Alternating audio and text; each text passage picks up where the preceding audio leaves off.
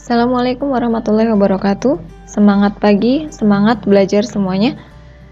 Pada kelas 12 di semester 2 ini kita akan belajar tentang akuntansi perusahaan dagang. Untuk tahap pertama dalam siklus akuntansi perusahaan dagang adalah tahap pencatatan, di mana kita akan mencatat transaksi ini ke dalam jurnal khusus. Nah, untuk diketahui bahwa jurnal dalam perusahaan dagang itu ada jurnal khusus dan jurnal umum. Masing-masing memiliki fungsi pencatatan yang berbeda. Jurnal pembelian adalah jurnal khusus yang digunakan untuk mencatat pembelian barang dagang maupun barang-barang lain secara kredit.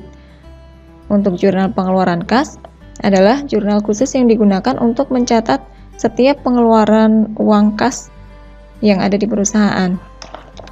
Kemudian untuk jurnal penjualan merupakan jurnal khusus yang digunakan untuk mencatat penjualan barang dagang secara kredit. Berikutnya, jurnal penerimaan kas adalah jurnal khusus yang digunakan untuk mencatat transaksi penerimaan kas yang diterima oleh perusahaan. Sedangkan yang terakhir, jurnal umum adalah jurnal yang digunakan untuk mencatat selain transaksi yang bisa dicatat pada jurnal khusus yang sudah disebutkan di atas. Baik, untuk mempermudah pencatatan transaksi ini, kita klasifikasikan atau kita kelompokkan dulu transaksi ini masuk ke dalam jurnal apa. Kita mulai dari transaksi tanggal 2. Tuan Arif sebagai pemilik toko menyetorkan modal sebesar 25 juta. Berarti transaksi ini masuk ke dalam jurnal penerimaan kas. Berikutnya, pada tanggal 3 dibeli barang dagang dari UD Makmur dengan syarat 2/10 N/30. Nah, kalau ada kata-kata ada syarat, kemudian ada faktur, itu merupakan bukti transaksi secara kredit. Jadi karena dia membeli barang secara kredit, dia masuk ke dalam jurnal pembelian. Berikutnya, tanggal 4 dikirim nota debit. Masuk ke dalam jurnal umum. Berikutnya, tanggal 6 menjual barang dengan syarat seperti ini, berarti masuk ke dalam jurnal jurnal penjualan.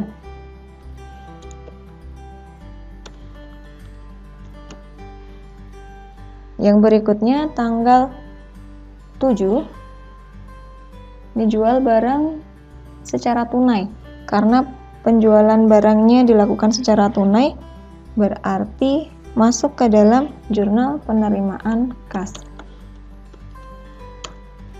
Karena uangnya langsung diterima oleh perusahaan. Berikutnya, tanggal 8 dibeli perlengkapan secara kredit.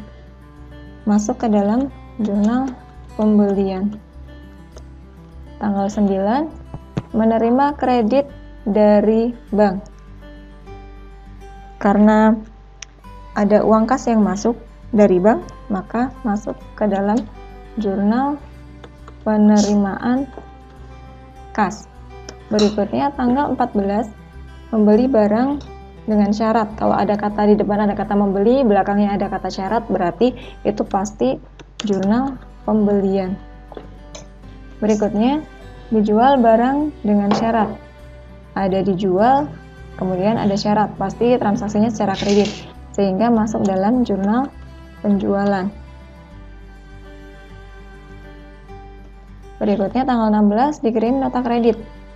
Masuk ke dalam jurnal umum, karena tidak bisa dimasukkan ke dalam jurnal khusus. Tanggal 17 melunasi utang, berarti masuk dalam jurnal pengeluaran kas. Berikutnya, tanggal 18 menerima pelunasan piutang.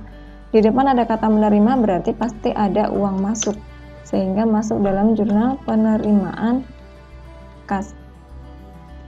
Tanggal 20 membayar beban angkut. Membayar berarti ada uang keluar, masuk dalam jurnal pengeluaran kas. Berikutnya, tanggal 21 menerima pendapatan bunga. Ada uang masuk, berarti masuk jurnal penerimaan kas. Berikutnya tanggal 22, menjual barang dagang dengan syarat, berarti masuk dalam jurnal penjualan. Berikutnya tanggal 23, membeli peralatan dengan syarat.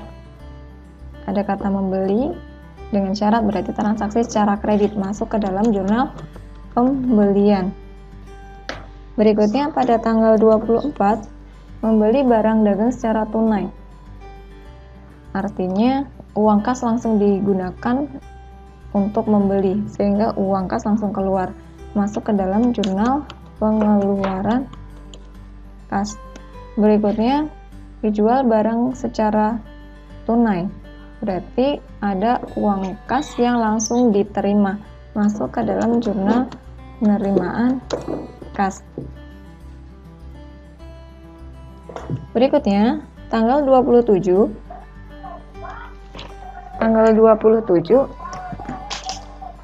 Tuan Arif mengambil uang untuk keperluan pribadi, sehingga masuk ke dalam jurnal pengeluaran kas. Tanggal 28, menerima pelunasan piutang, ada uang masuk sehingga masuk dalam jurnal penerimaan kas. Berikutnya tanggal 29, melunasi utang, ada uang kas yang keluar. Ada uang kas yang keluar, berarti masuk dalam jurnal pengeluaran kas. Tanggal 30, membayar beban gaji, masuk dalam jurnal pengeluaran kas. Berikutnya membayar beban listrik dan telepon, masuk dalam jurnal pengeluaran. Baik, kita sudah selesai mengelompokkan atau mengklasifikasikan transaksi ini. Langkah berikutnya adalah memasukkan transaksi ini ke dalam jurnal khusus yang sesuai.